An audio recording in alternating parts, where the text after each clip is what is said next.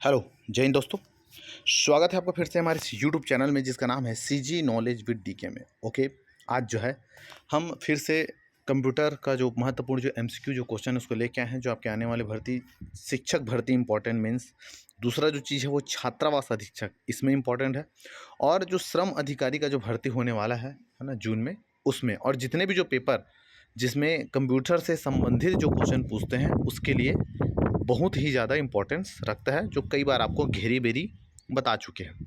ठीक है, तो समय नहीं गंवाते, शुरू करते हैं वीडियो अगर अच्छा लगे यार तो याद रखना, वीडियो को जितने भी दोस्त यार हैं, सखा संबंधी है, पढ़ने वाले हैं, उनको ज़्यादा से ज़्यादा क्या कर देना, शेयर कर देना। ठीक है, चलिए पहला क्वेश्चन देखते हैं हम आज का। पहला क्वेश्चन है, डाटाबेस का कौन सा हिस्सा केवल एक प्रकार की जानकारी रखता है? डाटाबेस का कौन सा हिस्सा केवल एक प्रकार की जानकारी रखता है? मतलब डाटाबेस मतलब जब कंप्यूटर में जो भी चीज़ हम डालते हैं, है ना, ऐसा नहीं कि वो कोई रिकॉर्ड है ना, ऐसा भी नहीं है, है ना। तो ये जो यहाँ पर जो क्वेश्चन जो पूछ रहे हैं कि डाटाबेस का कौन सा हिस्सा केवल एक प्रकार की जानकारी रखता है, तो वो चीज़ क्या है? तो वो चीज़ है, याद रखना, आपका फील्ड है। क्या है? आपका फील्ड। ओके, फाइल वो है जो हम बनाते हैं, है ना, रिकॉर्ड जो पहले से रखा रहता है, लेकिन यहाँ पर इसका जो आंसर है वो आएगा आपका फील्ड। ठीक है, अगला अगला है, स्टैटिक्स रैम के लिए निम्न में से कौन सा स्टोरेज एलिमेंट होता है? देखिए, स्टैटिक रैम को हम एस रैम भी बोलते हैं, है ना, एस राम बोलते हैं, है ना। एस मतलब स्टैटिक रैंडम एक्सेस मेमोरी। मतलब क्या है? मतलब जब हम कंप्यूटर में काम करते रहते हैं, ठीक है, जैसे मान चलो मैं कुछ टाइपिंग कर रहा हूँ, माइक्रोसॉफ्ट वर्ड में मैं कुछ टाइप कर रहा हूँ, है ना, टाइप कर रहा हूँ मैं, और करते करते मैं सेव नहीं किया हूँ ना, मैं टाइप कर रहा हूँ, अचानक से लाइन बंद हो गया, तो जितना भी जो मैं टाइप किया रहूँगा वो फिर उड़ जाएगा, मेरे को फिर से टाइप करना पड़ेगा। मतलब ये है कि स्टैटिक रैंडम एक्सेस मेमोरी का मतलब यह है कि ऐसा मेमोरी जो बिजली जब तक उसको सप्लाई हो रहा है तब तक वो है, बिजली सप्लाई होना बंद कर दिया, आपका जो डाटा जो जितना भी काम किया वो भी उड़ जाएगा अगर सेव नहीं किए हो तो। ठीक है, तो ये जो स्टोरेज का जो एलिमेंट है ये कहलाता है, याद रखना, फ्लिप फ्लॉप कहलाएगा। क्या कहलाएगा? Flip flop. ठीक है, अगला अगला क्वेश्चन है, क्या गतिविधि होती है जब आप पीसी बूट करते हैं? पीसी बूट का मतलब ये होता है कि जब आप कंप्यूटर को ऑन करते हैं, है ना, नीचे सीपीयू दबाते हैं, फिर पावर बटन ऑन करते हैं, तो पीसी, इसी को बोलेंगे बूट करना, बूटिंग करना। तो ये जब है ना, जब हम पीसी को बूट करते हैं तो उसमें होता ये है कि हमारा जो ऑपरेटिंग सिस्टम का जो हिस्सा है ना, वो डिस्क से, है ना, डिस्क से मेमोरी में क्या होता है, आपका कॉपी होता है। ठीक है, तो इसको अच्छे से याद रखना, ऑपरेटिंग सिस्टम का हिस्सा डिस्क से मेमोरी में ना, है ना, मेमोरी से डिस्क में नहीं है ना, तो ध्यान सुनिए, डिस्क से मेमोरी में क्या होता है, आपका कॉपी होता है, तो इसका आंसर हो जाएगा सी। अगला क्वेश्चन है, एम एस एक्सेल में बाय डिफ़ॉल्ट कितनी वर्कशीट होती है? अगर आप एन वर्क जो एक्सेल है उसको चलाए होंगे तो उसमें याद ना, 3 जो है आपका उसमें वर्कशीट आपका होता है। ठीक है, ओके, चलिए अगला देखते हैं। भारत का प्रथम सुपर कंप्यूटर के रूप में जाना जाता है, आपको पता होगा, इसका आंसर आपको कमेंट बॉक्स में देना है। ठीक है, मैं नहीं बताऊंगा इसका आंसर जो है।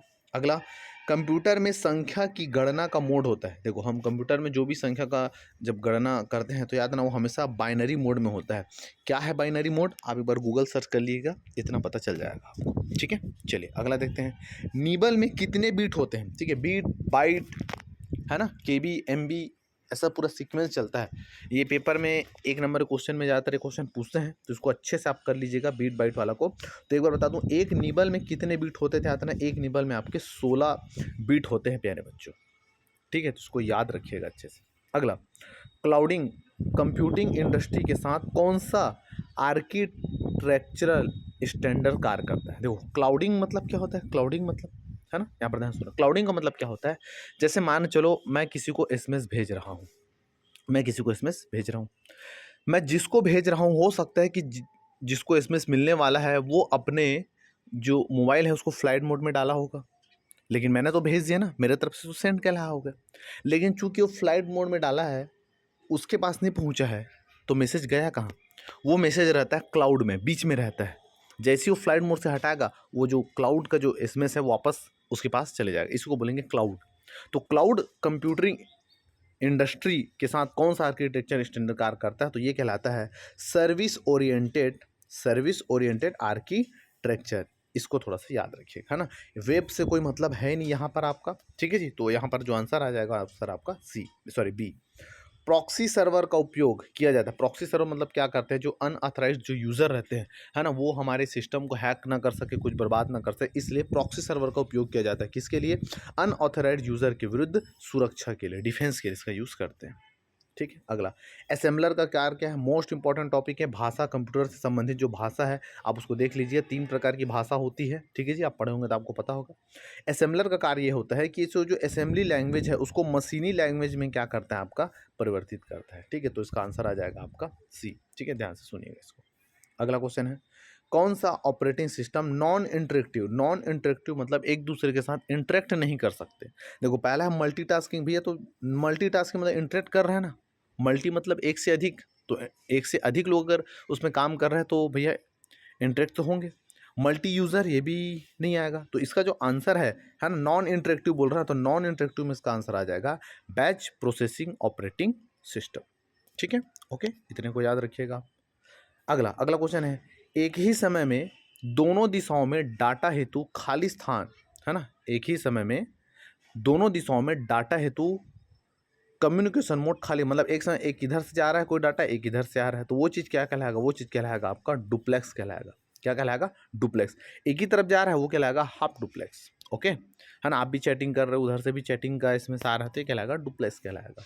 ओके, अगला, एक से ज़्यादा कॉल सिंगल लाइन, एक से ज़्यादा कॉल सिंगल लाइन से भेजने के लिए किस टेक्निक का उपयोग किया जाता है? मतलब एक से ज़्यादा कॉल अगर एक ही लाइन से भेज रहे हो तो वो कहलाता है याद आपका मल्टीप्लेक्सिंग कहलाएगा, है ना, मल्टीप्लेक्सिंग कहलाएगा। एक से ज़्यादा जहाँ पर आता है वहाँ पर आपका ऐसा ही वर्ड आएगा।